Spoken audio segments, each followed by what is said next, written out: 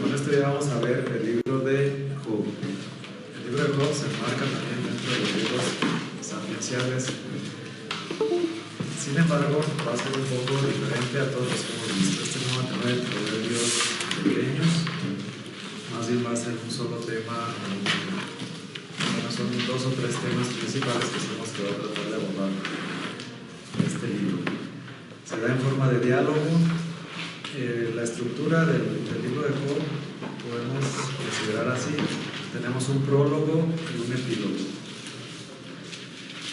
El prólogo y el epílogo, digamos que es lo que se conoce o lo que conocemos todos como la leyenda de Job, ¿no? Todos hemos escuchado que el santo Job, que tenía mucha paciencia, etc.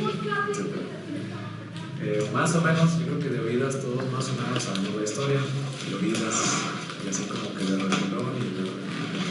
Sin embargo, el día de hoy vamos a ver si podemos intentar pues, descubrir cuál es su mensaje, cuál es su finalidad de ese libro. Entonces, ese epílogo, bueno, el prólogo y el epílogo es como un marco también, como el libro anterior que vimos, de los proverbios. Un marco quiere decir, bueno, pues como 2 secciones que marcan la parte central del libro. La parte central del libro se considera como una joya de la literatura sapiencial, digamos el culmen de toda la literatura sapiencial, por cómo está escrito, por sus ideas, por la manera en la que está plasmado. Son muchos capítulos y se le considera como una joya de la literatura, de ese tipo de literatura sapiencial. Sin embargo, en las orillas, digamos los extremos, tenemos lo que le pasa al santo Job al principio y lo que le pasa al santo Job al final, ¿no? Digamos que es como la leyenda. ¿Qué significa que el santo Job sea un personaje legendario? ¿Qué entendemos por leyenda nosotros? ¿Qué entendemos por una leyenda? Un relato que pasa de generación en generación y prácticamente es como una cuestión oral. Sí, pero ¿qué otra característica tiene la leyenda? Y quizás sea algo que no sea real, que no fue real. Algo que no sea real, pero que sí parte de algo de realidad, ¿no? ¿O no? ¿O todo no es real? Tiene parte y parte. Parte de la realidad, ¿no? Parte de la realidad, como La Llorona, como las leyendas de Guanajuato, ¿no? No es que surgen así de la nada y alguien se las inventa, ¿no? O sea, surgen de algo que sí pasó. Entonces, el que sea un personaje legendario, en primera instancia nos dice que un personaje así de estas características sí es muy probable que existió. Ahí el libro de texto nos habla de posibles de un Job egipcio, de un Job sumerio, como historias similares de personajes que pues, les iba muy bien y de repente perdían todo lo que tenían y les iba muy mal. Entonces, normalmente incluso dentro de la Biblia habla más bien como de Oriente, ¿no? Como que viene el Oriente, no vivía en Jerusalén, sino que más bien era un personaje de Oriente. Entonces, al ser un personaje legendario, primero partimos de la realidad. Seguramente sí existió un señor que le iba muy bien y después cambió su suerte y de repente le iba muy mal. Pero la leyenda a veces se va pasando de generación en generación, pero como que se le van agregando cosas, o se van ampliando, amplificando ciertas cosas, ¿no? A veces hasta como parecerían exageradas, ¿no? La leyenda, no sé, de algún futbolista, la leyenda incluso de Sansón, ¿no? Que también está en la Biblia. Entonces, sí parte de un hecho real, pero después, al transcurrir, al irse pasando de generación en generación, entonces se va amplificando ciertas características o ciertas cuestiones que nos narran esa leyenda. Bueno, entonces esta historieta de Job solamente nos sirve pues como para plantear la cuestión o plantear el problema filosófico, teológico que nos incumbe, ¿no? El más importante en el libro de Job es el sufrimiento, ¿no? Creo que es el tema más importante, el sufrimiento. ¿Por qué existe el sufrimiento? ¿Por qué las personas sufren? Incluso las personas que son buenas, que hacen la voluntad de Dios, incluso ellas también pueden experimentar el dolor, no solamente el sufrimiento espiritual o mental, sino a veces reflejado ese sufrimiento en el dolor, y en el dolor físico, puede ser un dolor crónico, puede ser una enfermedad terminal, puede ser un dolor muy muy fuerte, y entonces el autor trata de explicarse, o más que de explicarse, o que nos dé una respuesta. ¿Cuál es la respuesta? Al igual que el libro del eclesiástico, del Eclesiastés, perdón, que vimos que también era un libro de protesta, también empieza a cuestionar, ¿no?, la teoría vigente, que en este caso va a estar representada por los tres amigos que intentan consolar a Job. Ellos van a representar esa teología, esa filosofía, esa forma de pensar respecto a Dios, y qué era lo que se pensaba en ese momento, y cuál era la explicación que ellos daban a ese sufrimiento y a ese dolor. Entonces, como esta vida, que aunque Dios nos la ha dado, todos somos criaturas de Dios, el Señor nos ha creado y nos ha bendecido y nos ha puesto todo para que seamos felices. Primero, cómo amalgamar la vida. En el libro del Eclesiastés veíamos con el trabajo, ¿verdad?, con los afanes, con el quehacer de día a día. Y ahora, en el libro de Job, cómo entender la vida en medio del sufrimiento, porque esta vida, si bien nos la ha dado Dios, nos ha dado la gracia de tener esta vida como un don, como un regalo, pero esta vida no es perfecta, porque hay sufrimiento, hay dolor, hay enfermedad, hay hambre, hay muerte, hay muchas situaciones muy crueles, muy inhumanas, que el ser humano tiene que atravesar por ellas, y todos, de alguna manera, algunos más y algunos menos, tenemos que ir viviendo nuestra vida, sorteándola y lidiando con estas situaciones de dolor. A veces las pérdidas humanas, ¿no?, cuando hay la muerte en la familia, a veces cuando hay la enfermedad también en la familia o en uno mismo, a veces cuando hay escasez,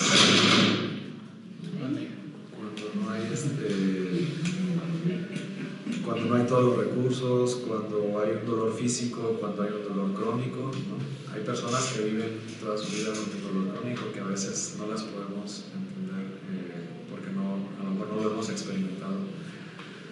Cuando hay enfermedades como el cáncer, que son dolores terribles, etc., ¿no? Entonces, ¿cómo entender, bueno, por qué Dios permite ese tipo de situaciones? ¿Por qué Dios permite pues sí, el dolor físico? Porque ahora también hay explotación de otras personas que infringen a otras, etc. Entonces, la pregunta es, ¿de dónde viene el dolor? ¿Cuál es el origen del dolor? ¿Y por qué Dios permite que exista el dolor? Incluso a los que son buenos, porque esa es la cuestión, ¿no? En la época en la que se escribe, más bien la cuestión podría ser, bueno, pues es que el dolor es consecuencia de tus malos actos, es consecuencia de tus pecados. Y entonces caíamos en ese principio de retribución. Entonces todo el dolor, todo el sufrimiento es consecuencia de lo malo que has hecho. ¿Ustedes creen que todo lo malo que se ha hecho es consecuencia del dolor, o el pecado puede provocar el dolor? ¿Sí o no? Sí. Nuestro pecado sí genera consecuencias, y esas consecuencias también pueden provocar dolor. Por ejemplo, si una persona es alcohólica y de repente le da cirrosis, ¿no? Bueno, no de repente, pues después de muchos años de estar tomando, no da de un día para otro. Entonces esa enfermedad, ese dolor, ese sufrimiento, pues no es castigo de Dios, ¿verdad? Es consecuencia de su acto, de su hábito, de su vicio, que ha dañado su propio cuerpo. Entonces ahí no tenemos problema, no tenemos inconveniente de decir, bueno, esa es consecuencia de tu propio pecado, ¿no? Consecuencia de tus malos actos. Pero ¿qué pasa cuando le da cirrosis a una persona que no toma, por ejemplo? O le da cáncer, o le da algo que no es consecuencia directa de su pecado. ¿Puede suceder también? Pues también puede suceder, ¿verdad? Hay enfermedades, hay dolor, hay accidentes, hay cosas que pasan que pueden provocar ese dolor y que no necesariamente ese dolor es consecuencia de sus malos actos. Entonces este libro va a cuestionar eso, ¿no? Entonces, si no es consecuencia del pecado, entonces lo mandó Dios, es como un castigo de Dios. Tenemos un Dios que castiga, que ve si estamos haciendo algo malo y luego nos castiga inmediatamente para, pues no sé, castigar nuestras acciones para que reaccionemos, o no tenemos un Dios castigador. Y si no tenemos un Dios castigador, entonces, ¿cuál es el origen o de dónde surge ese dolor? Había tres como causales, y yo le agregué una cuarta. Una era, decía, como penitencia y purificación por las culpas. El segundo era para acompañar a Jesús y ser solidario con Él. El tercero como ofrecimiento de los demás. Y yo le agregué el cuarto, pues también para darnos cuenta de que somos frágiles y necesitamos de un Dios. Sí, bueno, eso va a ser ya mucho como la actitud con la que el creyente o el fiel asuma y responda a ese dolor, ¿no? Ahorita la cuestión es, sí, ese sería ya más bien qué es lo que va a hacer el sufriente, ¿no? Qué es lo que va a hacer el que sufre con ese dolor, cómo lo va a sublimar, cómo lo va a ofrecer a Dios.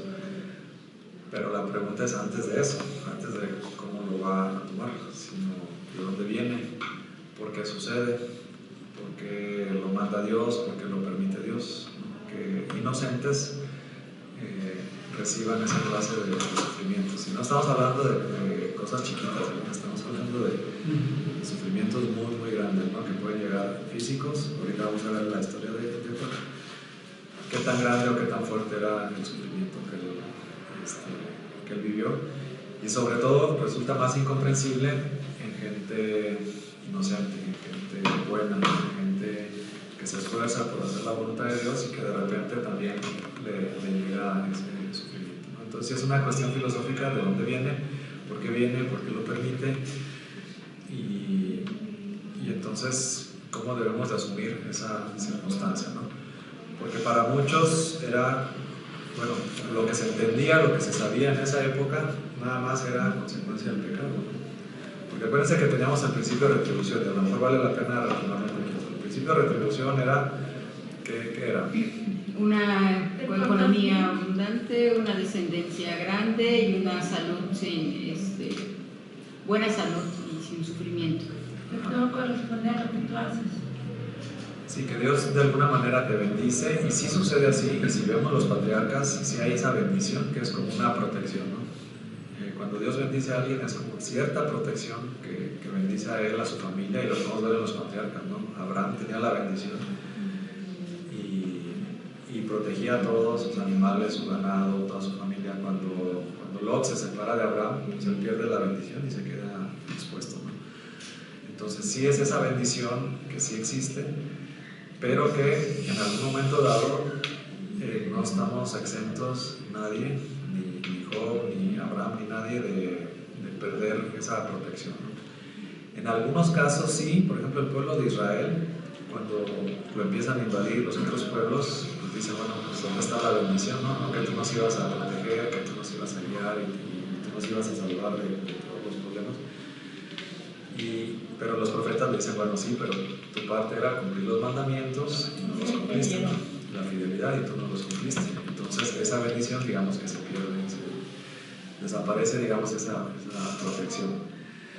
Sin embargo, aquí en el caso de Job no se pierde la protección porque haya hecho algo malo. Se asume, se entiende que él era un hombre recto toda su vida, y incluso Dios lo reconoce, ¿no? O sea, es un hombre justo, que cumple los mandamientos y que había vivido en medio de esa bendición, de esa protección, y de repente, bueno, pues les retirada esa protección o esa bendición. Simplemente parecería como una prueba. La pregunta es, bueno, ¿Dios nos prueba así de esa manera? O sea, una de Dios, ¿es castigador? Le dijimos que no, ¿verdad? No castiga.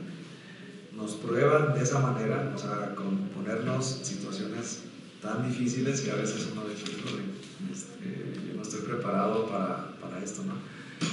Si hay una cita que dice, si te has, ya lo vimos, ¿verdad? Si te has decidido a servir al Señor, prepárate para la fregada.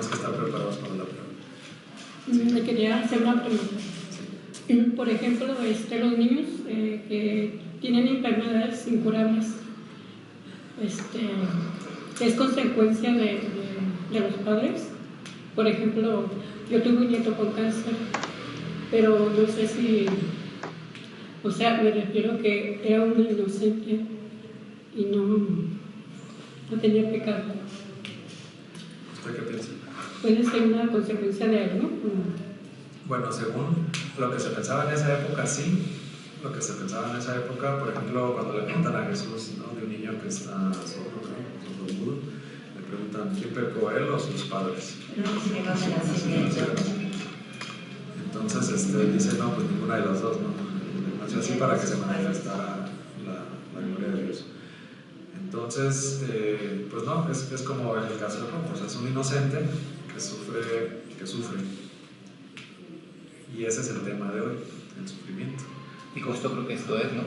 O sea, que nosotros entendamos que Dios se manifiesta. Porque esto hablar de pruebas, decía un sacerdote, esto de las pruebas, Dios no necesita probarte, porque Él sabe cuáles son tus limitantes. Lo que realmente hace es que tú te des cuenta de cuáles son tus limitantes y que realmente esto, ¿no?, que busques, que lo busques. Y creo que es parte de lo que ocurre con Job, porque bueno, Dios le permite al demonio que haga todo esto, pero nada más le dice, pero no lo vas a matar. Entonces, creo que es esto, el que nosotros veamos cómo Dios se manifiesta realmente. Digo, si no hubiera sufrimiento o dolor, pues todo sería o perdición o normal, ¿no? O bien sobre cuál, ¿no? Sería el paraíso, el Edén, o la vida eterna, ¿no?, que es lo que esperamos. Nosotros esperamos en la vida eterna, en donde ya no va a haber sufrimiento y no va a haber dolor. Entonces, contestando a tu pregunta, no, ni él pecó ni sus padres. Digo, para esa enfermedad, pues no. O sea, a lo mejor en el caso de la cirrosis está más claro que ahí sí hay una consecuencia, ¿no? Pero si es un niño que sufre un cáncer, que es inocente, pues obviamente ni él pecó ni sus padres. Aquí la cuestión es entonces, ¿por qué lo permite Dios, no? Porque sí lo permite. Permite la prueba, a lo mejor no la manda, porque a lo mejor decimos, no, nomás nos está mandando para probarnos y para probarnos y para probarnos. Puede ser, pero a lo mejor no la manda. A veces también son las circunstancias que nos toca vivir, pero sí lo permite. A lo mejor no lo manda, pero sí lo permite. Creo que ahí está la clave. Está dentro de un engranaje mayor, luego pasa así, y a lo mejor hasta luego se manifiesta en años. No sé, o sea, yo sí la pruebo, sí la bajo. O pasa ese pequeño detalle y te das cuenta en años, por eso pasó eso. No sé, o sea. Dicen que Dios tiene una maqueta grande, nosotros vemos nuestro cuadrito y Él tiene la visión completa. Eso es lo que dice Ángel, pero creo que la parte del sufrimiento y la prueba tiene dos preguntas claves que muchas veces, y creo que Job se las hace, ¿no? ¿Por qué? ¿Por qué yo que fui justo? ¿Por qué yo que hice esto? ¿Por qué yo? Y es como la pregunta clave, creo, es no es por qué, sino para qué. Sí, no sabemos los deseos de Dios, no sabemos lo que va a pasar para más adelante, no sabemos qué hubiera pasado si el niño no tuviera cáncer o si tiene cáncer. Hay veces que las enfermedades que aparentemente son para mal, incluso el sufrimiento, a veces resulta que son para bien. ¿Cuántas personas no se han salvado, no se han arrepentido, no se han convertido al Señor por medio de una enfermedad, de una situación difícil, de ellos o de sus familiares? Entonces, lo que nosotros podemos ver como algo muy negativo, a lo mejor va a ser un medio de salvación. Nada más hay que ver como que... Incluso el padre, el niño, no sé si viva, ya no vive, no sé. Bueno, su situación, salvo a otros que no se dio cuenta ni la familia, ¿no? A lo mejor ayudó a la conversión de la familia, ¿no? Les ayudó. No sabemos, Pero yo me pregunto por qué las criaturas no. Es que ahí ya entran cosas que nosotros ya no podemos Y entender. hay tantos niños con Ajá. cáncer. Los hijos de Dios. Comentaban ahorita eso del sordomudo, nació así para mostrar la gloria de Dios. Estaba Cristo aquí, lo curó, pero por ejemplo en este bebé, en este niño, la gloria se manifiesta, como dices, en la conversación de algunos otros, en el apoyo, a lo mejor en el acompañamiento de los padres, ¿verdad? Yo tengo algunos amigos que su vida era normal como todos, y de repente a su esposa le dio cáncer en un seno, y a raíz de ese cáncer su vida cambió completamente. Ahorita son ministros de Dios los dos. Como Dios se valió de ese cáncer para acercarlos a Él. Y si es cierto, ahí se manifiesta la gloria de Dios, ¿verdad? Entonces hay que aceptar el sufrimiento como parte de la vida. No podemos, si estamos hablando de la vida y estamos hablando de la sabiduría, el sufrimiento es parte de. No podemos quitarlo de la fórmula o de la ensalada, ¿no? En medio de nuestros trabajos, de nuestras fatigas, de nuestros dolores, de nuestros sufrimientos. ¿Quién más, quién menos? Siempre hay dolor, siempre hay sufrimiento, algo. Hay preocupaciones, cuando tienen un hijo, que no les pase nada al hijo, etc., ¿no? Entonces, todo ese sufrimiento es parte de la vida. La vida va acompañada de ese sufrimiento. Entonces, ¿cómo entenderlo? A la luz de Dios, ¿cómo entender su voluntad? Como dice Carmen, no lo entiendo, pues igual Job también no lo entendía, ¿no? Y más cuando uno lo vive en carne propia, ¿no? Cuando uno lo experimenta en carne propia, ahí es cuando uno incluso puede llegar a renegar o cuestionar a Dios o renegar de Dios, ¿no? ¿Por qué a mí, no? Como que en una situación difícil, pues como que la primera reacción primero es negar todo, luego molestarnos y a lo mejor hasta rebelarnos en contra de Dios. Pero después ya como que las cosas se van calmando y bueno, tenemos que ir aceptando su voluntad, que no es un castigo, que no es el deseo de Él hacernos sufrir nada más por sufrir, que todo tiene una finalidad y que el sufrimiento es parte de la vida. Hasta que no estemos en la presencia de Dios, no vamos a evitar el sufrimiento, ¿no? Si bien es cierto, el libro de Job no habla de la vida eterna, también la presupone. Es un libro anterior, del siglo V y IV, obviamente no estaba desarrollado el concepto de la vida eterna. Los principios de retribución que decíamos, una vida larga, bienes materiales, salud, una gran descendencia, y eso era lo que se consideraba como una bendición. Se complementa con la vida eterna, ¿no? Que ahí en ese momento no estaba, pero ya como que se visualizaba, como que ya se intuía la vida eterna, que eso también va a ser parte de la respuesta.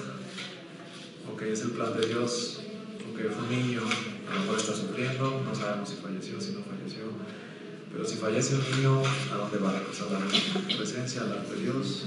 Entonces uno aquí humanamente lo ve muy cruel, ¿no? Esa situación, pero a lo mejor ya está en la presencia de Dios o pronto va a estar en la presencia de Dios. Entonces, si lo vemos con esos ojos de fe, a lo mejor no es tan malo lo que parece que es muy malo, ¿no? Entonces, la vida eterna nos va a ayudar a entender, y aunque no habla el libro de Job de la vida eterna, pero su cuestionamiento nos induce a pensar que debe existir algo más, ¿no?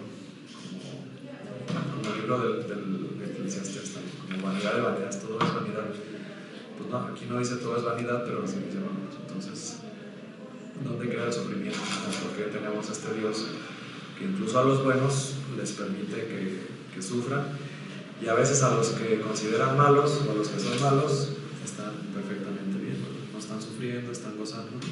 Y entonces pues ahí es donde viene la cuestión, ¿no? Entonces, ¿cuál es la cuestión del sufrimiento? Yo creo que la religión católica es la que mejor aborda y enfrenta el problema del sufrimiento. No es sufrir por sufrir, no es ser masoquista, pero es entenderlo, sublimar el dolor a la luz de Cristo, porque ¿quién es el que más sufrió en esta vida y quién es el más inocente de todos, sino Cristo? Entonces, de alguna manera, Job prefigura a Cristo, porque realmente ¿quién podemos decir que es inocente y realmente quién podemos decir que no cometió ningún pecado? Jesús y María, ¿verdad? Pero ¿quién sufrió? También pues los dos, ¿no? A lo mejor Jesús sufrió en la cruz y María sufrió de una manera emocional, no física, pero de una manera emocional. Posiblemente fue un sufrimiento igual o superior al de Jesucristo.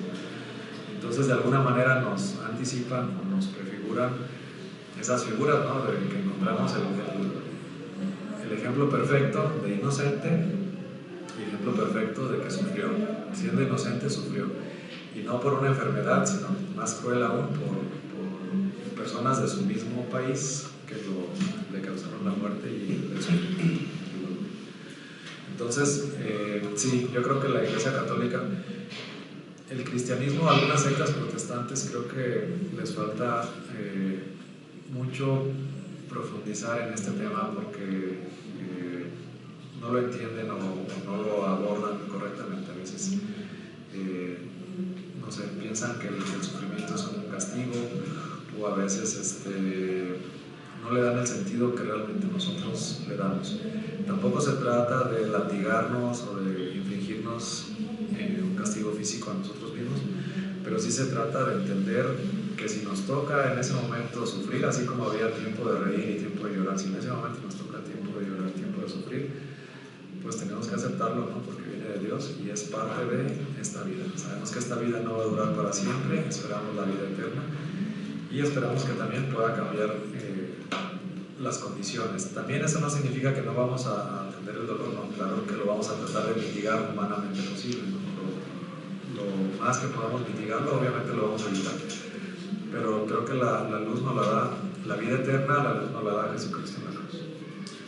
De hecho, cuando nos hablan acerca de que el ser humano fue dotado de emociones, en esta parte pues es donde se experiencia lo que es el sufrimiento, pero no necesariamente se tendría que quedar en ese estado de sufrimiento, sino hay una invitación a salir de él, a no quedarse ahí. Sí, en la medida de lo posible tratar de salir de ahí, pero hay veces que no, hay veces que hay dolores crónicos, hay personas, hay enfermedades que se quedan ahí, o que se mueren en ese sufrimiento, que se mueren en esa enfermedad. O sea, no siempre se puede salir. Digo, si se puede salir, pues qué mejor. Pero si no se puede, realmente una persona que tiene un dolor crónico es difícil entenderla, porque nadie sabe hasta que no vive en carne propia un dolor, saber lo que realmente se siente. Mi mamá murió de cáncer de estómago y yo le pregunté qué tanto dolor sentía, que si era como un parto, y decía que ni se comparaba con un parto. O sea, el dolor tan intenso que sienten estas personas en todo su cuerpo, en el estómago. Entonces hay personas que sufren muchísimo. Que nos puede ayudar a purificar nuestros pecados, puede ser que sí, a lo mejor es una parte de purgar nuestras culpas, puede ser, pero no como un castigo, más bien vamos a ver la actitud que toma Job, los discursos y luego ya en que termina el libro de Job, ¿no? Sobre todo para entender y sacar la enseñanza, ¿no? Tener nuestro propio punto de vista. Bueno, ¿algún otro comentario, dudas, preguntas? Si no, ya para entrar en los textos. De hecho, hay un texto aquí en el libro de Job que dice: todo lo que Dios creó es bueno, y lo que permite es necesario. O sea, es acorde a lo que estamos hablando ahorita. Sí, yo creo que la clave es que Dios lo permite. A lo mejor no lo manda el dolor, sería un Dios malo, no tenemos un Dios malo, tenemos un Dios malo. Pero sí lo permite. ¿Por qué lo permite? Él sabrá. A lo mejor para purificarnos, a lo mejor para ayudarnos en nuestra conversión, a lo mejor como prueba, no sabemos. Pero de que lo permite, lo permite. Y es muy claro cómo el Satán aquí pide permiso para dañar a Job y él le da permiso. Entonces ese permiso que él da es lo que nosotros podemos entender e interpretar, que cualquier mal que exista, Dios lo permite. Hay mal que puede ser por una enfermedad y bueno, pues Dios lo permite, bueno, Dios lo permite. Hay mal también que es que una persona, cuántos sicarios hay en nuestra ciudad, cuánto maldad, muertos todos los días que tenemos y torturados y todo eso. Y bueno, ahí ¿por qué lo permite Dios? Bueno, pues porque nos da la libertad a todos, ¿no? Y ahí respeta la libertad. Entonces Dios no es el culpable, sino la persona que en su libertad comete actos horribles, ¿no? Que no se pueden expresar. Entonces, bueno, la clave es Dios lo permite. Dios no lo manda, pero sí lo permite. Dios no manda el sufrimiento, pero sí lo permite. ¿Por qué o para qué? Bueno, eso es lo que ya cada quien tiene que discernir de acuerdo a sus circunstancias, ¿verdad? Y sí, muchas veces de las cosas que parecen malas vienen cosas buenas, ¿no? Sobre todo la conversión, el acercarnos a Dios, la oración, el el ponernos, el hacernos más humildes y poner más todo en manos de Dios. Eso es lo que nos puede ayudar a acercarnos más a Dios, y que al final de cuentas, a pesar de todo el sufrimiento, bueno, pues habrá valido la pena. Acuérdense que la misma Biblia dice que aquí a lo mucho vamos a vivir 100 años. Entonces, por mucho dolor que tengamos, por un cáncer, por una enfermedad muy dolorosa, una situación muy difícil, por mucho dolor, no vamos, máximo van a ser 100 años, ¿verdad? Máximo, pero ahí no pasa. Y comparándolo con la vida eterna, no es nada. No es nada. Por mucho dolor que podamos experimentar en esta vida, si ese dolor nos lleva a salvarnos, pues habrá valido la pena. Al revés, si ese dolor nos hace renegar, nos hace ser rebeldes, pues a lo mejor puede ser contraproducente, ¿verdad? Y en lugar de ayudarnos a salvarnos, puede ayudar a condenarnos. Ahora sí que va a depender de nosotros con qué actitud enfrentemos esa situación. Incluso demos gracias a Dios también por las cosas malas, no nada más como Él va a decir una frase que nos va a ir como dando pistas de cómo debemos enfrentar esas situaciones. Bueno, vamos a empezar entonces ya de lleno con el libro de Job, capítulo 1, versículo 1. ¿Quién me ayuda a leer, por favor?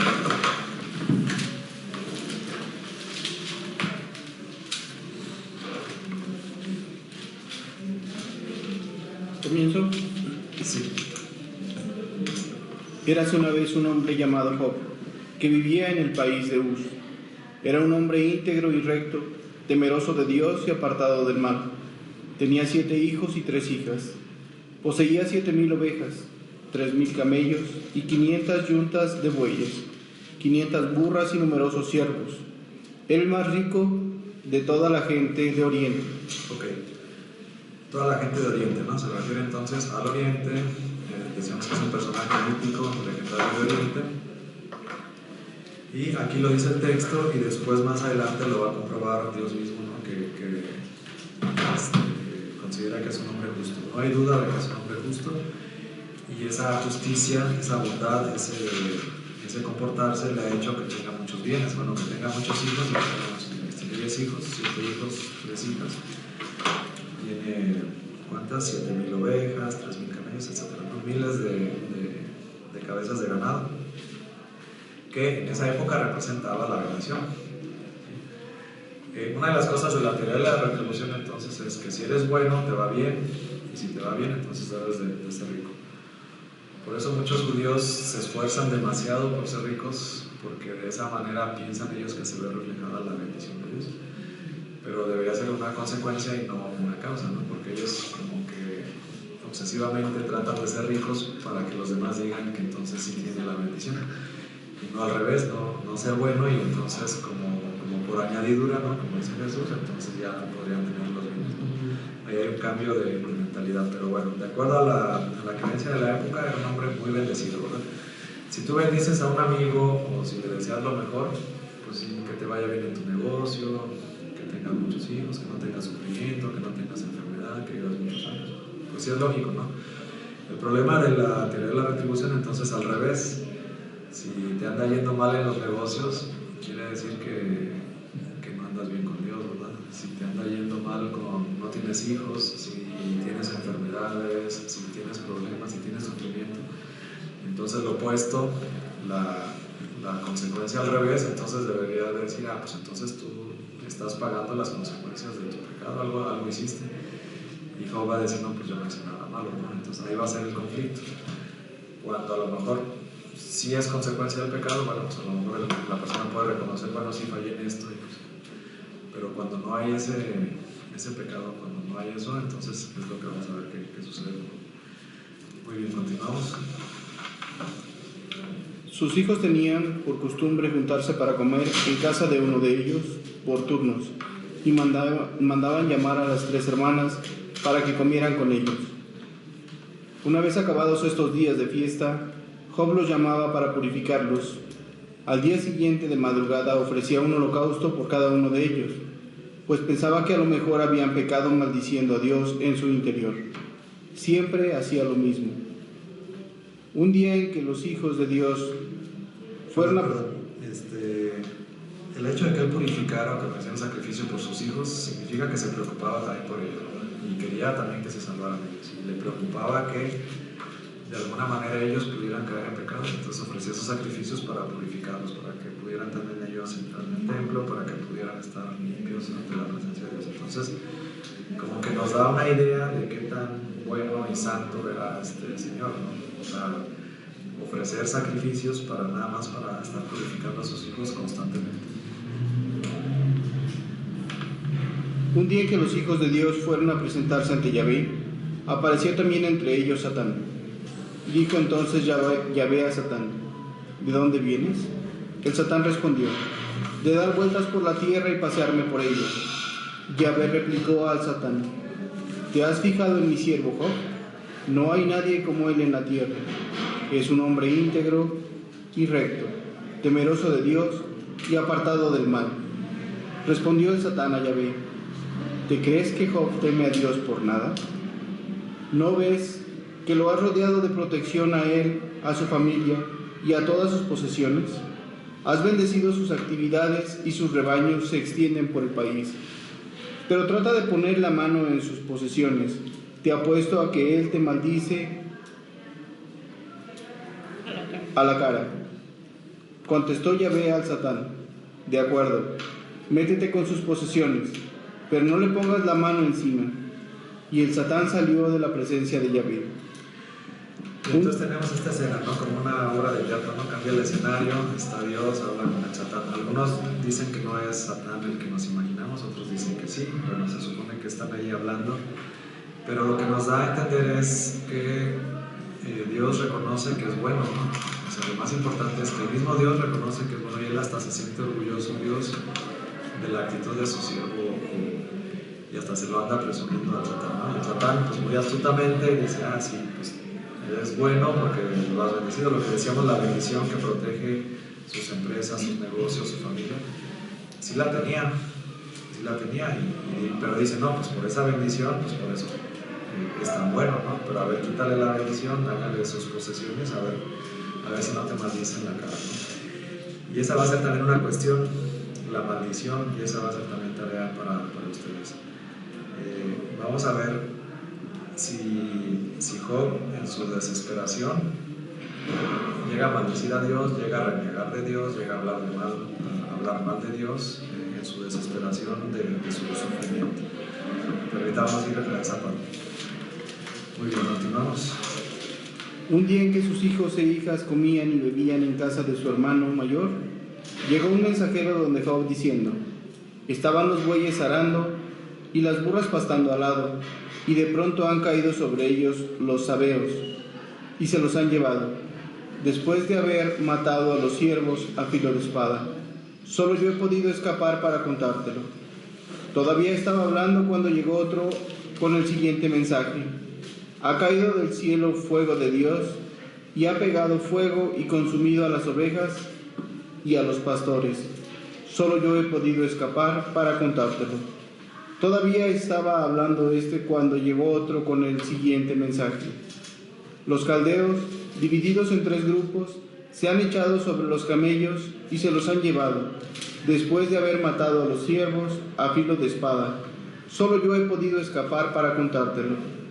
Todavía estaba hablando cuando llegó otro con el siguiente mensaje: tus hijos e hijas estaban comiendo y bebiendo en casa del hermano mayor. De repente, un viento huracanado del otro lado del desierto ha embestido contra los 4 ángulos de la casa y se ha derrumbado sobre los jóvenes y han muerto. Solo yo he podido escapar para contártelo.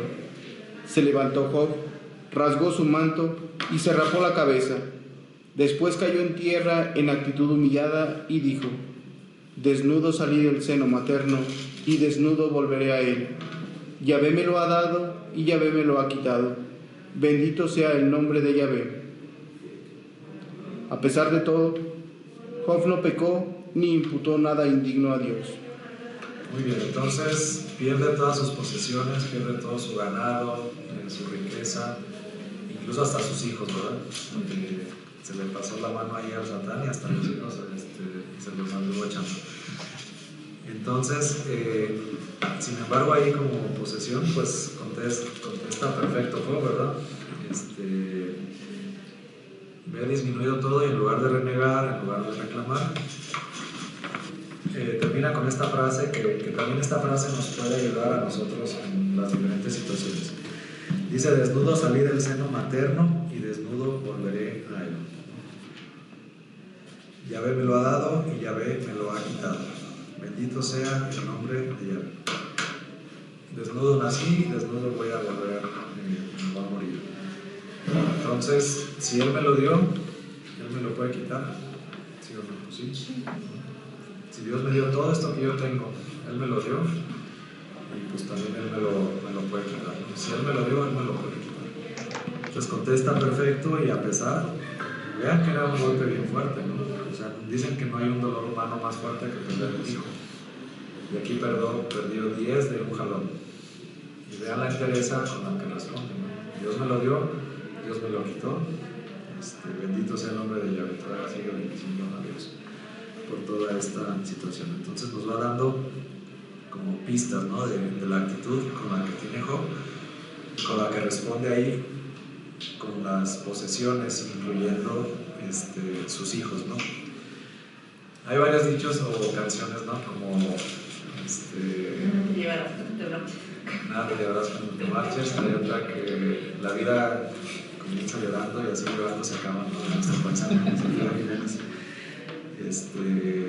Y sí, pues es que también, y también cuando rezamos el salve, ¿no? En este valle de lágrimas, ¿no? O sea, todos reconocemos que sí hay cierto sufrimiento en este camino que le llamamos vida. Entonces, no todo es color de rosa, no todo es bonito. El sufrimiento, el llanto, está mezclado con todas las vivencias que tenemos. A veces por etapas, a veces podemos estar tranquilos, podemos estar contentos, pero luego se nos vienen a veces rachitas, ¿no? De aquí una tras otra. A veces nuestro negocio está tambaleando y sentimos que el mundo se nos acaba, ¿no? O nuestro trabajo, nuestra profesión.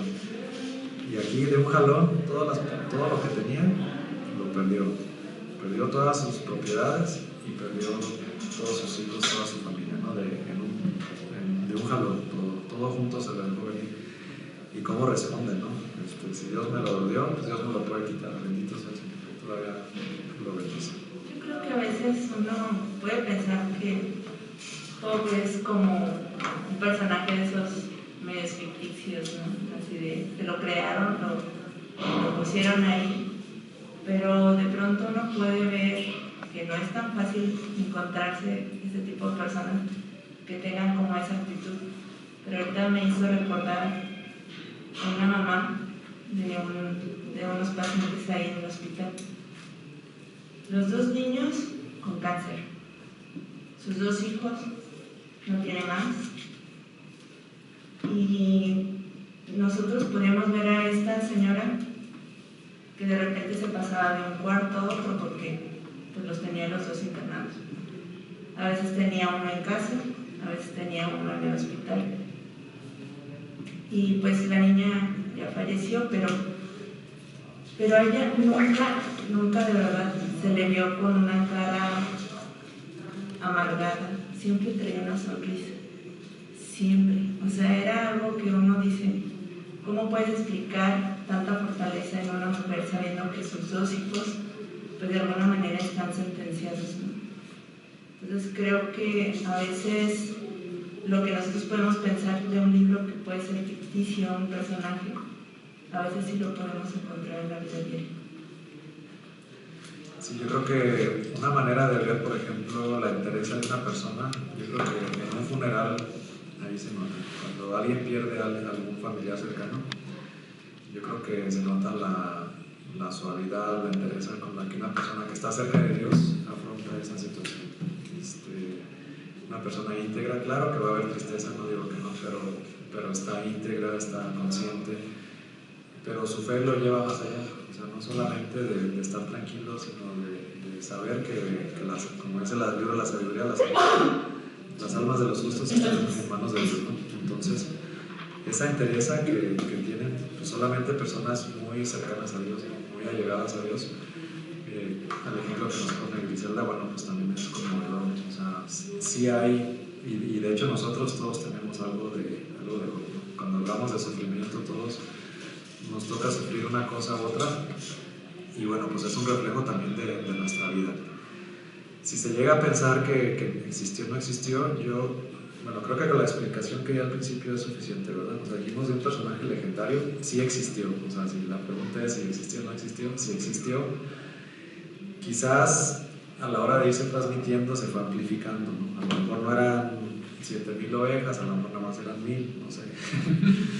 A lo mejor no eran 10 hijos, a lo mejor eran 5, no sabemos, ¿no? Pero de que existió, existió. Que a lo mejor se fueron amplificando algunos detalles, puede ser, pero eso no significa que no haya existido. De hecho, a mí me preguntaban allá en la escuela, en la parroquia, de eso, que si había existido Job o no. No me dicen, entonces, ¿cómo supieron que se presentaron los hijos de Dios ante Dios y también el Satán? ¿Quién los vio que llegaron ahí? Qué buena pregunta, ¿no? A ver, ¿cómo que los hijos de Dios? Me dicen, se presentaron los hijos de Dios ante él, y también era el Satán. ¿Y quién vio que fueron ellos y que estuvieron con Dios y los salió Satán? ¿Quién los miró? Caray, de veras, que sigo preguntando. Entonces la respuesta es que son géneros literarios. Es un género legendario, es una leyenda. Es una leyenda. Y así como nadie vio a la Llorona, y sabemos si eran 3 hijos, 2 hijos, eran ríos. ¿Quién vio, por ejemplo, a Dios dialogando con Satán? Por ejemplo. Sí, esa era la pregunta, y dicen, bueno, acuérdense ¿qué es esto? Y uno me dice, no, es que Job sí existió, sí se presentaron los hijos de Dios, y quién lo vio, quién sabe, pero ya no volvió. O sea, a ver, pues es que es una mezcla, sí existió, pero el personaje existió, la persona existió, eso no tenemos duda. Pero también este es un libro, es un texto narrativo, y vemos ahí en este texto narrativo pues escenas, personajes, el narrador. Hay algo que se llama narrador omnisciente, que es un narrador que todo lo sabe. Por ejemplo, la creación. ¿Quién vio la creación?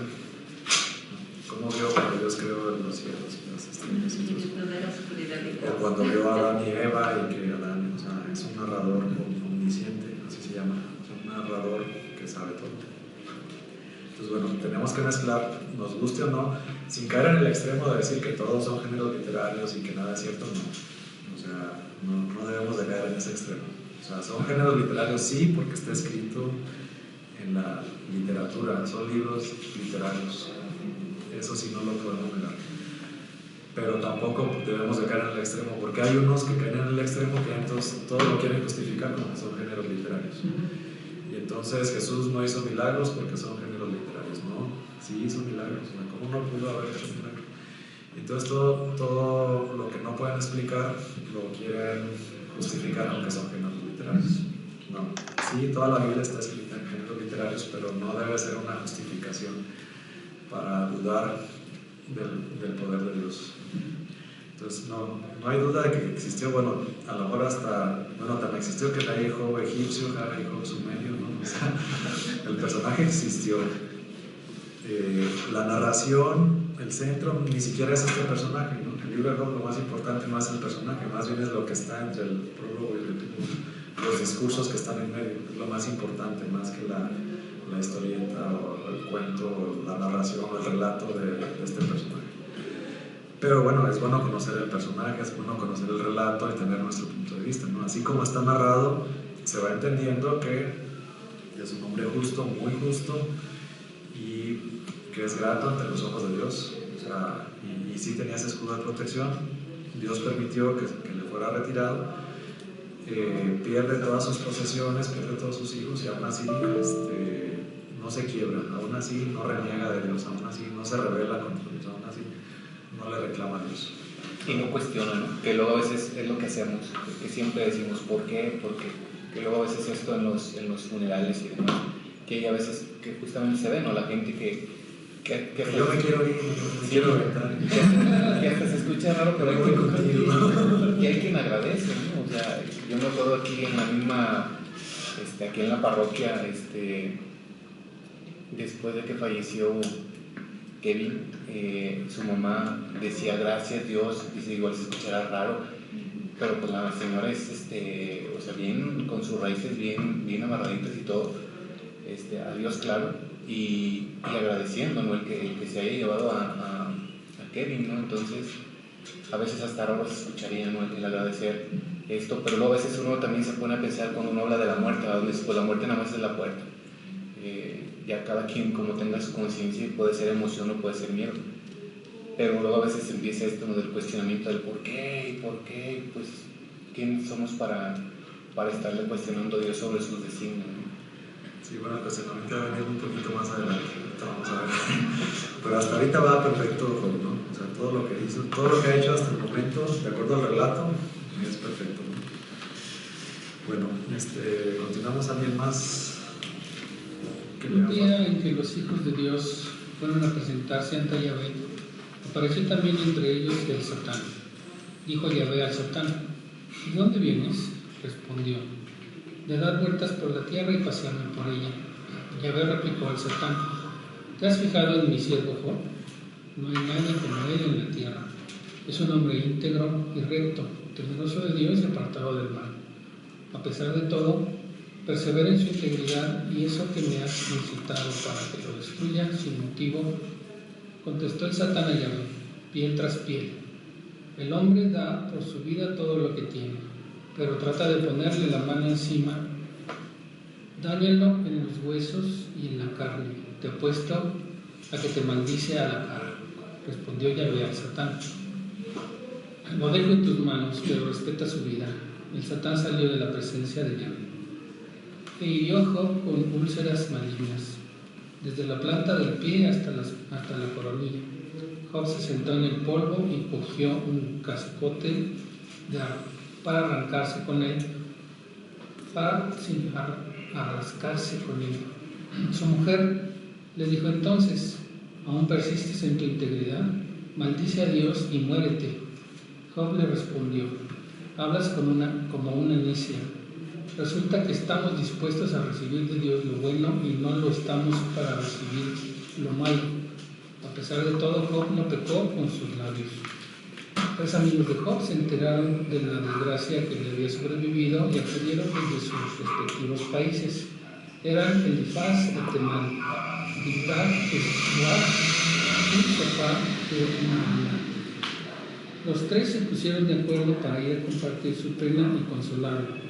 Al verlo de lejos, no lo reconocieron. Empezaron entonces a llorar a gritos. Rasgaron sus mantos y echaron polvo sobre sus cabezas.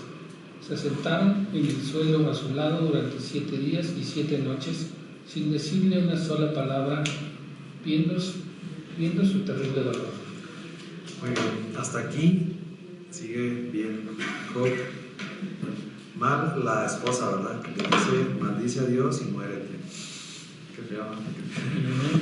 Las mujeres. En realidad nada más quería lo segundo. De veras ella no se la llevó, ¿verdad?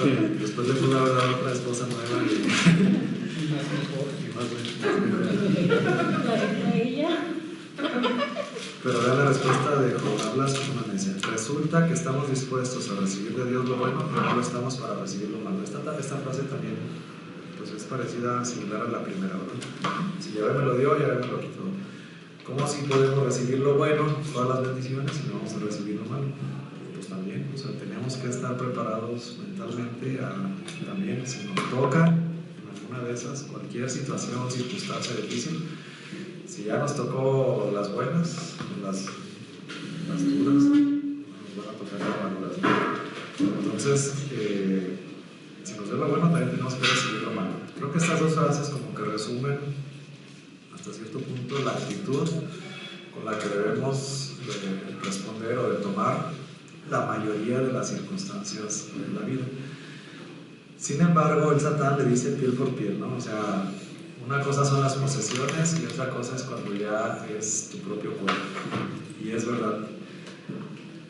Una cosa es las desgracias ajenas, que le pasó a yo no sé qué, pobrecito, pero te puedes compadecer, pero no es lo mismo que te esté doliendo.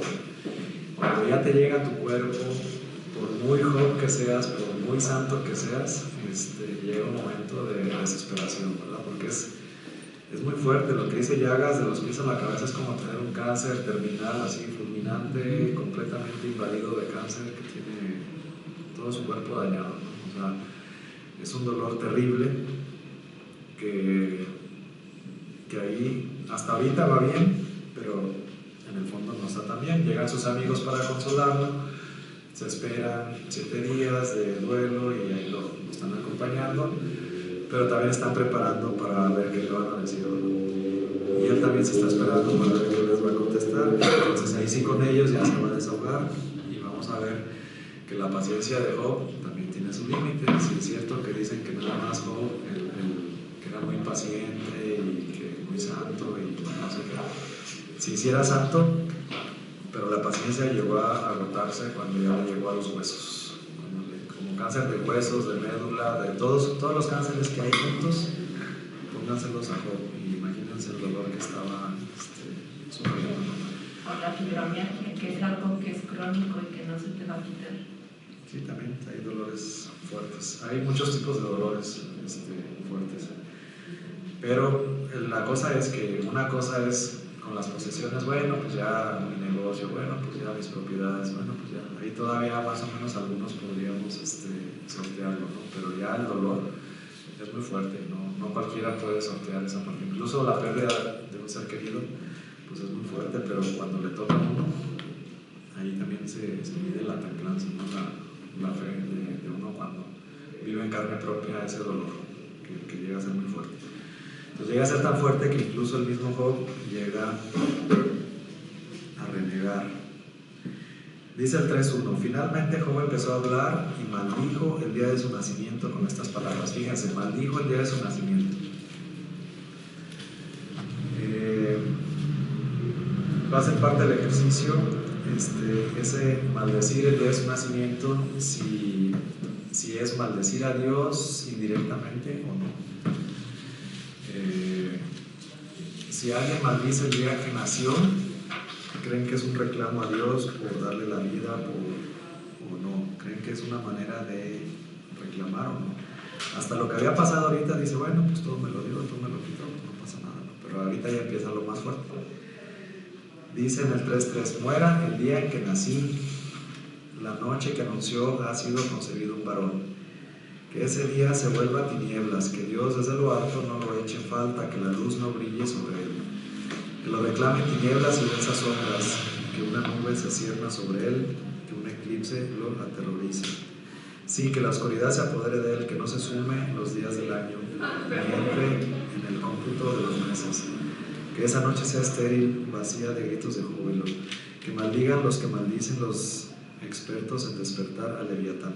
Que se ofusquen las estrellas de su aurora, que espere en vano la luz y no contemple el parpadeo del alba, por no haberme cerrado las puertas del vientre y no haber evitado el sufrimiento a mis ojos. El 3.11 dice: ¿por qué no morí antes de nacer o salí del vientre ya cadáver? ¿Por qué me recogieron 2 rodillas, 2 pechos para amamantarme? Ahora reposaría en paz, ahora dormiría tranquilo. Y así se sigue, ¿no? Entonces, aquí la cuestión, la pregunta, y se las va a dejar de tarea, no se las va a contestar. ¿Renegó de Dios o no renegó de Dios al maldecir el día en que nació? Bueno, en el 3.26 dice: carezco de paz y tranquilidad, no descanso, todo es sobresalto. Bueno, habla ahí un poquito de los sufrimientos que tiene, y ya, bueno, digamos que en esta parte ya va a ser los diálogos. La estructura del libro la podemos tener así. Primero dijimos que venía el prólogo, ¿verdad? Que es la historia, el relato de Job. Después tenemos el acto primero, donde están Job y sus 3 amigos, del capítulo 3, versículo 1 al capítulo 31, versículo 40. En este se divide en una introducción y 3 escenas. La introducción, capítulo 3, versículo 1 al 26, y luego el protagonista plantea el drama con toda su crudeza mediante imágenes ricas y desgarradoras. Luego tenemos la primera escena, intervienen los personajes con un orden fijo, Van a ser Elifaz, luego contesta Job, Bildad, luego contesta Job, luego Zofar, luego contesta Job. Esa es la escena primera dentro del primer acto. ¿Qué es lo que va a suceder en esta escena, en este primer acto? Entonces los amigos van a tratar de convencer a Job, de acuerdo al principio de retribución, de que algo hizo, que se arrepienta, que reconozca cuál es su pecado, que ya vaya y se ponga en paz con el Señor, que se arrepienta, y ya el Señor lo va a perdonar y va a pasar este trago amargo, ¿no? Que seguramente algo hizo, que a lo mejor no les quiere decir, pero seguramente algo hizo. Y la posición de Job, él va a defenderse, ¿no? O sea, él está seguro que él no hizo nada malo. Y no solamente él está seguro, sino de acuerdo al relato también Dios está seguro, ¿verdad? Dios sabe. Job no vio esta escena de Dios con el Satán, pero el narrador sí. Y el narrador nos presenta esta escena donde Dios mismo sabe que Job es justo, es perfecto, hasta ese momento, ¿no? Entonces, él se va a defender y él va a decir que no. Se va a aferrar a que no hizo nada malo y que entonces, ¿por qué Dios lo está castigando? Si él no hizo nada malo, entonces él lo toma como un castigo. ¿Por qué le infringe tal dolor? ¿Por qué si su vida era plena, de repente de un día para otro cambió totalmente? Y en eso va a ir transcurriendo estos actos, ¿no? Obviamente con argumentos, con teología, como van tratando de convencerlos, sobre todo tratando de convencer con las ideas que existían en ese momento en la Palestina, en Israel, ¿no? Entonces viene esta serie de diálogos de los amigos, Job contesta, etc. La segunda escena tenemos del capítulo 15, versículo 1 al capítulo 21, versículo 34. Los amigos insisten en la tesis tradicional y reprenden a Job por su obcecación. O sea, todavía lo regañan más, ¿verdad? Como que está aferrado a que no quiere reconocer su pecado, cuando realmente a los ojos de ellos sí ha cometido algún pecado. A lo mejor piensan que no lo quiere reconocer o que le da pena qué fue lo que hizo. Incluso hasta le echan la culpa a lo mejor a sus hijos, ¿no? Que podría haber sido a causa de algún pecado de sus hijos. Pero él sigue rechazando todos esos argumentos. Después la escena tercera, del capítulo 22, versículo 1 al capítulo 31, versículo 40. Y luego tenemos el segundo acto. Hay un entreacto, hay un monólogo de Elihu. Digamos que Elihu sería un cuarto amigo que de repente, parece que es un escrito añadido o posterior. Aparece Elihu, que aparentemente era un amigo más joven y que según él los demás no supieron argumentar bien, y según él sí lo va a hacer, pero tampoco lo hace bien. Y el segundo acto, el diálogo ya no va a ser con los amigos, sino que Dios se hace presente, se manifiesta, y entonces va a hablar directamente con él. Ahí ya va a desembocar, le va a reclamar entonces que quién es él para cuestionarlo, que dónde estaba él cuando él hizo el mundo, etc. Y Job va a reconocer su insensatez. Y luego ya al final tenemos el epílogo, el capítulo 42, en donde se da el final de la película, ¿verdad? ¿Cuál es el final de la película? Bueno, el final de la película, ahorita lo vamos a ver. Bien, esa es la estructura entonces del libro. 2 actos, varias secuencias de intervenciones de los amigos, y todo, donde va hablando, donde va interviniendo, donde va contestando. Bueno, algunos de los argumentos, por ejemplo, Elifaz en el 4.3 dice: tú, que a tantos dabas lecciones, que fortalecías las manos débiles, tus consejos animaban al vacilante, robustecías las rodillas inseguras, y ahora que te toca, no aguantas, te llega tu turno y te espantas, como reclamándole. Antes tú eras el que nos dabas consejos o el que fortalecías a los débiles, y ahora ya te doblaste, ¿no? Ahora ya no te aguantas. Por ejemplo, ¿no? En el 4.17 dice: ¿puede un mortal ser justo ante Dios, puro un hombre ante su hacedor? Y es que realmente, a ver, aquí estamos viendo este personaje legendario, pero que en el mismo texto se desprende que es un hombre justo, vamos a decir, sin pecado, sin mancha, ¿verdad? Y a lo largo de toda su vida, ¿no? Podría ser como sin pecado, ¿no? Pero realmente es común encontrar este tipo de personas, pues no, ¿verdad? No. Entonces, si alguien nos dijera así o nos contara esta historia, pues a lo mejor nosotros también contestaríamos como los amigos, ¿verdad? Porque realmente no es común que alguien no tenga mancha, ¿no? Que no tenga pecado, que sea 100% agradable a los ojos de Dios. O sea, por lo visto no tiene ninguna mancha, ningún pecado, o no tenía hasta ese momento. Entonces, aunque los amigos tratan de actuar de buena fe, pero le tratan de dar argumentos que tenían a su alcance, a su disposición en ese momento. Lo que ellos sabían, lo que ellos conocían, posiblemente eso mismo que ellos sabían, también Job lo sabía, incluso les contesta varias veces, dice, no, pues todos ustedes lo que me están diciendo yo ya lo sé. En nada me aventaja, porque también se ve que era un sabio.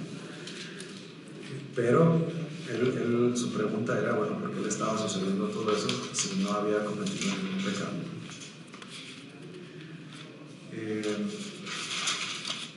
Por ejemplo, en el 5.17 sigue hablando Elifaz y dice, dichosa la persona a quien Dios corrige, no desprecies la lección del Shaddai. Pues sus palabras suenan bien, o sea, porque bueno, a lo mejor es parte de la lección, a lo mejor es un aprendizaje, a lo mejor es dando la oportunidad de cambiar, de reflexionar, de que evalúes lo que estás haciendo. Pero Job sigue obstinado, pero no está obcecado. O sea, es que realmente él es inocente, ¿no? O sea, está obcecado, está obstinado, no por no querer reconocer su pecado, sino porque realmente no hay mancha, no hay falta en todo lo que ha hecho. ¿Qué es Shaddai? El Shaddai es un nombre de Dios, pero es un nombre muy antiguo. El Shaddai significa el Dios de la montaña. Aquí lo llaman como un arcaísmo, porque normalmente está nada más en el Pentateuco, en textos muy antiguos. Es como un nombre antiguo de Dios. Es el mismo Yahvé. Es el mismo Yahvé. Es otra manera de nombrar a Dios. Literalmente es el Dios de la montaña, algo así. Pero solamente en los textos más antiguos se encuentran. Aquí es como un arcaísmo. No es que este texto sea tan antiguo, sino que el llamarlo Shaddai es como para darle un toque de antigüedad, como de misterio, como de que le está hablando con una sabiduría más antigua, ¿no? Y aparte es como darle el título como de más de Dios Todopoderoso, porque hablar del Shaddai es hablar del Dios de la montaña, de la teofanía del Sinaí, donde hubo una nube, hubo truenos, hubo temblor de tierra. Es un Dios todopoderoso al que temía. De hecho se menciona en Génesis 17.1. Sí, en Génesis yo soy el Shaddai. Se encuentra varias veces en Génesis. Es un nombre muy antiguo. Bueno, ¿y cómo responde Job a sus amigos? Hay varios textos que nos van a decir más o menos cuál es la tónica de cómo responde Job a sus amigos. Por ejemplo, el 6.2 dice, si se pudiera pesar mi aflicción, todos mis males en una balanza pesarían más que la arena del mar. Por eso mis palabras desatinan. Fíjense lo que dice, si se pudiera pesar mi aflicción, todos mis males en una balanza pesarían más que la arena del mar. Pero que toda la arena del mar, no poquita, sino toda la arena del mar. Luego platica un poquito su sufrimiento, ¿no? En el 6.7 dice, lo que me daba asco catar, o sea, tomar o comer, es ahora mi comida de enfermo, ¿no? Como la comida de enfermo, pues lo que normalmente no nos gusta, es lo que nos dan, ¿no? Luego en el 9 dice, que tenga a bien aplastarme, dejarme de su mano y rematarme. El 8, 6.8, ojalá se cumpla mi deseo y Dios responda a mi esperanza, que tenga bien aplastarme, dejarme de su mano y rematarme. En el 11, me quedarán fuerzas para aguantar en una meta a la que aspirar. Está acabado, no tiene esperanza, no tiene expectativas. Bueno, imaginémoslo postrado en una cama con un dolor terrible, pues ¿a qué puede aspirar? Creo que lo más que puede aspirar es a morir, ¿no? Por eso hasta él mismo pide la muerte, ¿verdad? Dice, ya mejor remátame porque ya estoy acabado. Bueno, ahí les platico un poquito de su sufrimiento, que lo están viendo, ¿no? Y están viendo que sí es real. el 6:28 dice, pero tengan a bien mirarme, que no les mentiré a la cara. Vuélvanse, juguemos limpio. Vuélvanse, que va en ello mi inocencia. Encuentran falsedad en mis labios, no distinguen mi boca el infortunio. Y luego en el 7:4 dice, al acostarme pienso, ¿cuándo llegará el día? Y al levantarme, ¿cuándo será de noche? Y así es de triste la vida del enfermo. Me harto de pesadillas hasta el alba. En el 7:5 dice, me cubren la carne gusanos y costras, la piel se me agrieta y supura. En el 7, recuerda, mi vida es solo un soplo, mis ojos ya no verán la dicha. Cuánta tristeza y desesperanza, ¿no?, en las personas con una enfermedad así de grave. En el 17, ¿qué es el hombre para darle importancia, para que pongas en él tu interés? Suena como al Salmo 8, ¿verdad? ¿Qué es el hombre para que te acuerdes de él? Pero acá más bien, ¿qué es el hombre para darle importancia, para que pongas en él tu interés? Está como reclamándole a Dios, como que se siente observado, como que se siente hostigado por Dios, ¿no? Dice, para que lo inspecciones cada mañana y a cada instante lo pongas a prueba. ¿Dejarás alguna vez de mirarme? ¿Me darás tiempo a tragar saliva? Si he pecado, ¿en qué afecta? Centinela de los hombres, etc. Entonces, más que darle gracias, él está reclamando porque se siente observado por Dios. Recuerdo que mi mamá tuvo un periodo en que era adolescente. Tuvo un accidente, entonces quedó paralizada de las piernas por 2 años más o menos. Y su abuelita le decía una frase que me hizo recordar, ahorita la dejó, porque le decía, es que hija, Dios te quiere mucho y se está acordando de ti. O sea, decía uno, pues de que no se acuerda de él. Pues sí, así que sí dice Job que no se acuerda, que no me ponga la lupa a mí, ¿no?, porque me está observando tanto. Como que es diferente cuando te observa, pero para algo bueno, ¿no?, que te va a premiar o que te va a bendecir, pero que no te observe para darte ese tipo de, como de castigos o de pruebas, ¿no? Bueno, Bildad en el 8:4 dice, si tus hijos pecaron contra él, ya los puso en poder de su delito, pero si buscas pronto a Dios y diriges tu súplica a Shaddai, si eres intachable y recto, de inmediato velará por ti, te devolverá tus legítimos bienes. Entonces los amigos no le están diciendo cosas malas, ¿no? Simplemente no están argumentando correctamente y le están diciendo, bueno, pues ya no, nada más busca a Dios, suplícale y él volverá por ti y te va a restituir todo lo que tenías. O sea, no, como que no están tan mal, pero en el fondo después Dios les va a reclamar porque no los supieron defender bien. Bueno, y así va, por ejemplo, el 10:1 dice Job, siento asco de mi vida, voy a dar curso libre a mis quejas, voy a hablar en chilo de amargura. Ahí la pregunta es si está renegando de Dios o no, ¿verdad? Diré a Dios, no me comprendes, explícame por qué me atacas. La pregunta es si está en una actitud rebelde, como decía Víctor hace rato, de cuando nos pasa algo, ¿por qué a mí? ¿Por qué yo? ¿Por qué a mi familia? ¿Por qué a mí me toca vivir esto, ¿no? Cuando lo reclamamos ya como de una manera un poquito más rebelde. Pero como que está buscando entender su situación, ¿no? Porque más que un reclamo es como quisiera saber y entender qué está pasando, o sea, cuál es esta situación, ¿no? ¿Qué explicación tiene todo esto? Sí, pero con el dolor encima. Sí, claro. O sea, con el Claro, dolor no, encima. no es así es como algo filosófico, así de que no, vamos a no, ponernos a ver qué es el no. dolor. No, con un cáncer fulminante encima, ¿no? Que es diferente. O sea, cambian las circunstancias. Es que, pues sí, las circunstancias cambian toda nuestra perspectiva. No es lo mismo alabar a Dios cuando estamos bien que alabar a Dios cuando estamos mal. Cuando estamos con un dolor terrible. Pues es muy diferente.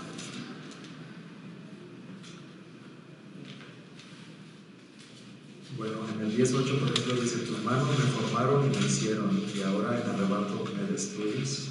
Sí le está reclamando. O sea, muy sutilmente, muy diplomáticamente, sí le está reclamando. En el 10:12 dice, me concediste el don de la vida, cuidaste solícito mi aliento, pero algo ocultaba tu mente, seguro que estabas pendiente de olvidar mis pecados, de no disculpar mis faltas, si era culpable, ay de mí.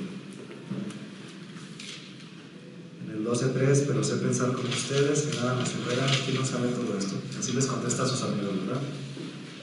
Sé pensar como ustedes, que nada me supera. ¿Quién no sabe todo esto? O sea, todo lo que los amigos piensan que le están dando sabiduría, que le están dando todos sus mejores argumentos, pues ella se lo sabe. O sea, pues él era sabio también, él apoyaba a otros, ayudaba a otros. Entonces, pues todo lo que me están ustedes diciendo ya me lo sé. Pero bueno,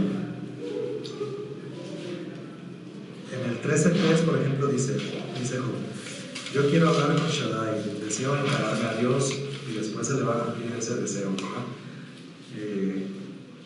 Él quiere hablar con Dios directamente, pues todo lo blanquean ustedes con mentiras, solo son médicos de apariencia. Ahora sí ya se fue contra ellos. Dice: ustedes ya no quiero hablar con ustedes, ¿no? Ya sé todo lo que ustedes saben, no me están aportando nada nuevo, mejor yo quiero hablar con el Shaddai. En el 13:23, por ejemplo, dice: ¿cuántos son mis errores y culpas? Hazme ver mis delitos y errores. Y ahí tiene razón, porque aparentemente es un hombre íntegro.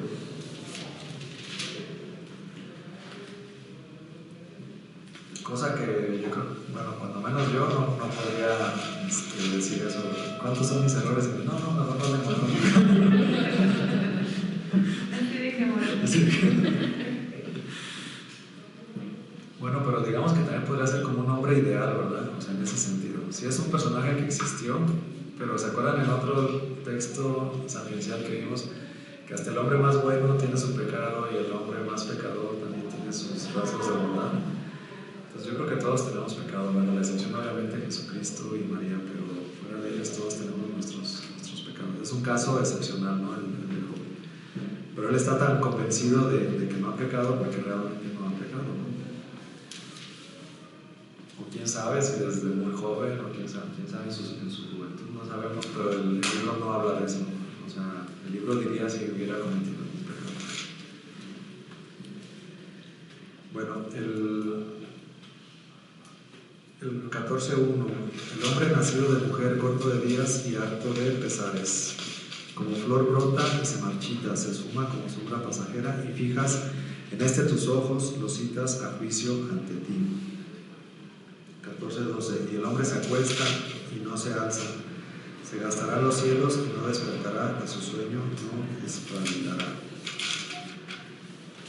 Bueno, pues más o menos ahí va por esa tónica. La verdad son bastante largos y extensos los discursos. En el 19:13, por ejemplo, dice: mis hermanos se alejan de mí, mis amigos me tienen por extraño, me abandonan vecinos y parientes, se olvidan de mí mis invitados, mis siervas me tienen por intruso, me he vuelto un extraño a sus ojos. Llamo a mi esclavo y no responde, aunque yo en persona le suplique. Mi aliento repugna a mi esposa. Doy asco a mis propios hermanos. También los críos me muestran desprecio. Apenas me levanto, se burlan de mí. Todos mis íntimos me aborrecen. Mis amigos se vuelven contra mí. Mis huesos se pegan a la carne y a la piel. He escapado con la piel entre los dientes. Piedad, piedad, amigos, que la mano de Dios me ha herido. Porque me persiguen ustedes como Dios y no se hartan de mi carne. Bueno, bastante fuerte, ¿no? Como en la desgracia pierde los amigos, pierde los siervos, ya perdió el dinero. ¿Cómo le va a hacer caso los trabajadores, no? Pues ya lo abandonaron. Y no solamente los trabajadores, también la familia, los amigos. No solamente no tiene dinero, sino que literalmente se está pudriendo, ¿no? Y entonces ya hasta huele mal. Todo él está podrido, ¿no? Todo eso. Bueno, se dice fácil platicarlo, ¿no? Pero vivirlo y sufrirlo en carne propia es lo que debe ser difícil. Es como la historia de cada enfermo, ¿saben? De pronto uno ve familias que se desintegran totalmente por una enferma, o sea, al mismo tiempo que vemos papás que están en pie del cañón literal con sus criaturas, vemos mamás solas porque el papá ya se fue, ya no está, y alguna vez también nos hemos topado contaba una mamá que huyó de la situación, que dejó al papá con el criatura. Y es algo muy común cuando no va a haber enfermos en un hospital. En el 29.1 se acuerda, dice los días de antaño, se acuerda cuando le iba bien a Job. En el 29.2, si pudiera recuperar el tiempo pasado, los días en que Dios me protegía, él reconoce, ¿verdad?, que Dios sí lo protegía. Cuando su lámpara brillaba sobre mi cabeza y a su luz caminaba en tinieblas, tal como era en los días de mi otoño, cuando Dios protegía mi tienda, cuando aún Shaddai me acompañaba y todos mis hijos me rodeaban, cuando bañaba mis pies en leche y a la roca destilaba arroyos de aceite. Y ahí se sigue, ¿no? O sea, se acuerda de cuando le iba bien y cómo ahora le está yendo. 31, y ahora en cambio se ríen de mí personas más jóvenes que yo, esto está chistoso, a cuyos padres no habría dejado al frente de los perros de mi rebaño. O sea, tiene había sus padres, no les hubiera dado ningún cargo importante, ¿no? Ni siquiera al frente de los perros de su rebaño. Ahora sus hijos se están riendo de él, ¿no? O sea, la burla de todos. Bueno, vamos ya al final, ¿no? En el 38, ya entonces, capítulo 38, pues Yahvé se hace presente. Él estaba buscando a Yahvé, decía, bueno, yo quiero hablar con Yahvé. Si quieres hablar con Yahvé, pues entonces ya el segundo acto, digamos, ahora Yahvé se hace presente y le habla directamente, se manifiesta a Job y entonces le contesta. 38.1, a ver, ¿quién me ayuda a leer? Alguien que lea fuerte, por favor.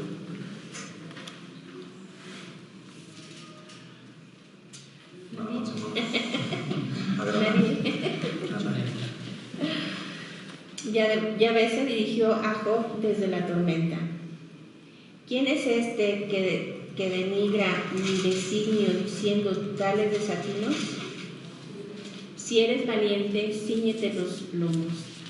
Te voy a preguntar y tú me instruirás. ¿Dónde estabas cuando cimenté la tierra? Dilo, si tanto sabes y entiendes. ¿Sabes quién fijó sus medidas y quién la midió a cordel? ¿Dónde se asientan sus bases? ¿Quién puso su piedra angular entre el vocerío de los luceros del alba y las aclamaciones de los hijos de Dios? ¿Quién cerró el mar con compuertas cuando escapaba impetuoso de su seno, cuando le ponía nubes por mantillas, nubes tormentosas por pañales, cuando le marcaba las lindes, poniendo puertas y cerrojos? Hasta ahí, hasta ahí. Bueno, entonces, ¿qué es lo que le contesta Dios? Dice, bueno, ¿quieres hablar conmigo? Ahora sí, amárrate en los pantalones, ¿verdad? Porque ahí te voy yo. Entonces le empieza a responder, si eres valiente, pero ¿a dónde estabas tú cuando yo creé todo lo universo? ¿No? Viene un texto muy largo, cuando puse los límites a la tierra, al mar, las nubes, etc. ¿no? Es un texto bastante largo, diciéndole, bueno, ¿dónde estabas tú cuando yo hice todo? Todo cuanto tú ves, todo cuanto existe, yo lo hice. ¿Tú dónde estabas? O sea, ¿cómo tú me vienes a reclamar a mí, no? O sea, porque sí le estaba reclamando. Falta ver si le estaba reclamando bien o mal. O en qué tono o de qué manera, ¿no? Pero de que le estaba reclamando, le estaba reclamando. Entonces, pues ¿dónde estabas tú? Primero así como que, a ver, bájale, mi chavo, ¿no? Si tú ubícate, ¿quién eres tú? ¿Quién soy yo? ¿Y dónde estabas tú cuando yo hice todo? ¿Cuánto hiciste? Luego, en el 40, también otra vez. Antes de que vaya, profe, dice aquí, Yahvé respondió a Job, así dice mi Biblia. Debo entender que para ese momento Job estaba ante la presencia de Dios, es decir, ya no estaba en un plano terrenal de sufrimiento, estaba frente a la presencia de Dios. Estaba, aquí lo presenta como en un diálogo directo. Puede ser que existe el sufrimiento, no dice que ya se le haya quitado, pero ya está directo, ya no están los amigos. En un diálogo directo, ¿no? Así como hablaba con Abraham, con los patriarcas, con Moisés. Nada más dice así, estaba hablando. No sabemos si es una visión, si es un éxtasis, si es directo, no sabemos, ¿no? Pero aquí lo presenta directo, habla y te contesta, es un diálogo directo. Posiblemente todavía tiene las llagas, no dice que se las ha quitado, eso ya viene después. Sí, quizás, bueno, de alguna manera, bueno, sí es una teofanía, pero porque habla sobre que está desde la tormenta, ¿no? Y en algunas ocasiones se habla que Dios se presenta, a veces en cosas muy tenues, pero a veces ante cosas muy poderosas, y más por el nombre que le están dando en este libro. Pero más allá de eso, a veces se dice que nosotros podemos estar precisamente en esa presencia de Dios a través de la oración. Y aunque pareciera que es una oración lamentosa la que está presentando Job, muchos de los salmos se presentan así, ante una oración lamentosa, ¿no? Que hablan a Dios, ¿no? Creo que es como esta parte en medio de esta oración lamentosa de Job, en donde se manifiesta Dios a él. Sí. Después en el 40 otra vez dice, tiene más que decir el censor de Shaddai, lo está calificando de censor, ¿verdad? Que responde al acusador de Dios. Ahora resulta que es al revés, ¿no? Job estaba acusando a Dios. Job respondió a Yahvé, hablé a la ligera, ¿qué replicaré? Mejor si me tapo la boca con la mano. Hablé una vez, no responderé, 2 veces y nada añadiré. Entonces reconoce que habló a la ligera. Otra vez en el 40, segundo discurso, Yahvé respondió a Job desde la tormenta. Otra vez, si eres valiente, ciñete los lomos o amárrate el cinturón, te voy a preguntar y tú me instruirás. ¿Quieres acaso violar mi derecho, condenarme a quedar absuelto, etcétera? Tienes un brazo como el de Dios, una voz potente como la suya. Ciñete pues de grandeza y majestad, vístete de gloria y resplandor, etcétera. Bueno, es el segundo discurso, ¿no? Y la última respuesta de Job.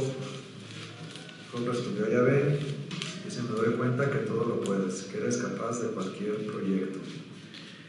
¿Quién es este que vela mi designio con razones carentes de sentido? Sí, hablé sin pensar de maravillas que me superan y que ignoro. Escucha y déjame hablar, te voy a preguntar y tú me instruirás.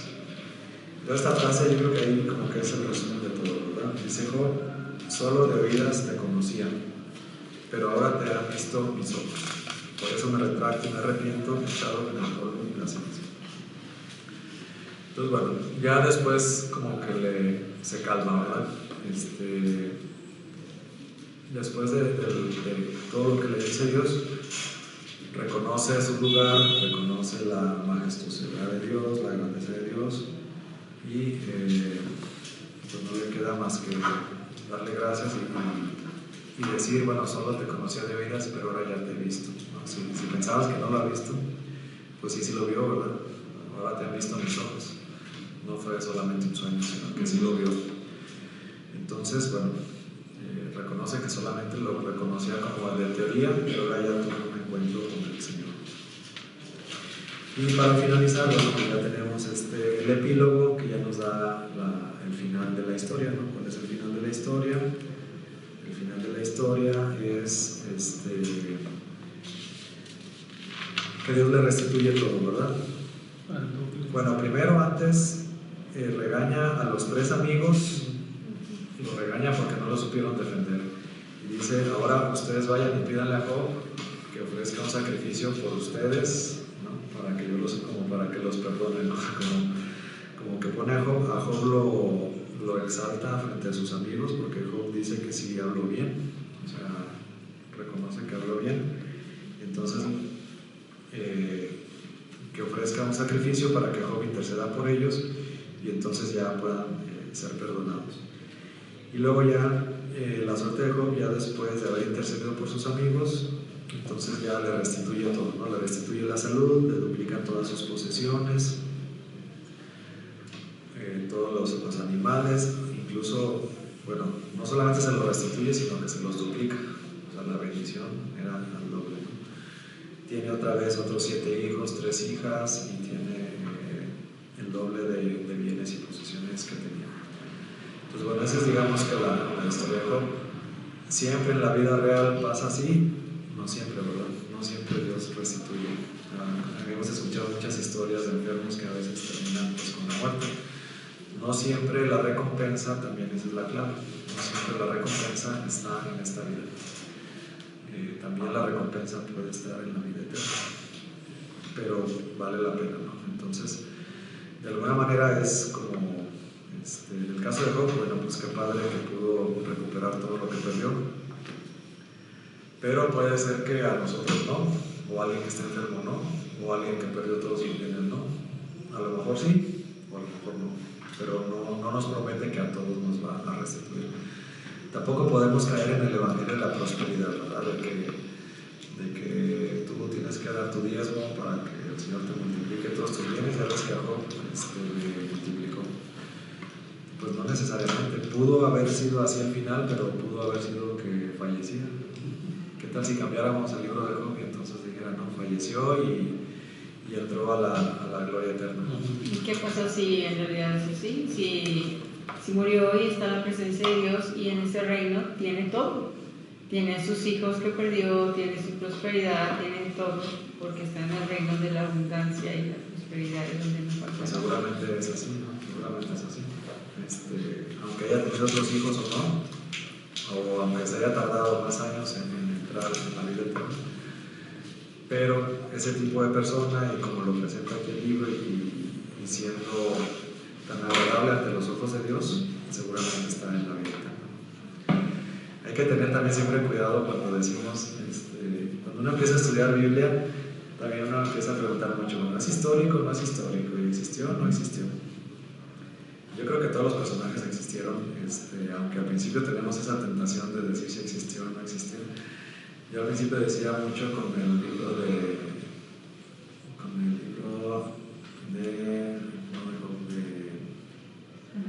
Jonás. Con el libro de Jonás. No, es un libro didáctico, pero pues Jesús mismo lo cita. Jonás, ¿no? Así como Jonás estuvo en el vientre de la ballena. Bueno, si Jesús lo citó, ¿cómo no va a existir? Pues claro que existió. Yo capaz que digo que alguien no existió y luego él sí está allá arriba y luego me va a reclamar.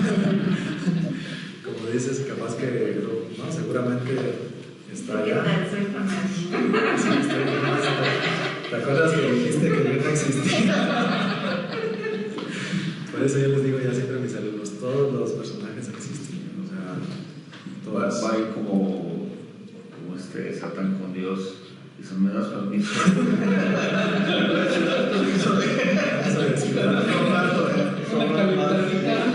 Pudor que existí.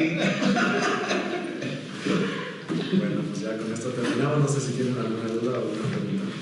Comentario. Nada más esta historia de reclamarle a Dios dónde está y que luego Dios diga, ahora voy yo y ciñete. Me recordó una alabanza que se llama El Dios de Jacob. Es exactamente lo mismo. Preguntas dónde está Dios, entonces dónde están mis seguidores. Yo pregunto dónde está Abraham. Y se las mando al grupo. Me gusta mucho. ¿Qué es un canto o qué es? Es una alabanza. Una alabanza. Muy bien, bueno, nos ponemos en presencia del Señor. Entonces, en nombre del Padre, del Hijo y del Espíritu Santo. Señor, te damos gracias en esta noche por tu presencia en este lugar. Te pedimos, Señor, que nos ilumines y que nos acompañes. Te pedimos, Señor, que nos ayudes a entender el sufrimiento de nuestras vidas y las vidas de las demás personas. Te pedimos, Señor, que nos ayudes a sobrellevar y a ofrecer ese dolor por el perdón de nuestros pecados, por la conversión de nosotros para alcanzar la perseverancia final, por los pecados también de nuestros familiares. Te pedimos, Señor, que te quedes con cada uno de nosotros, que nos bendigas en esta noche y para siempre. Dulce Madre, no te olvides,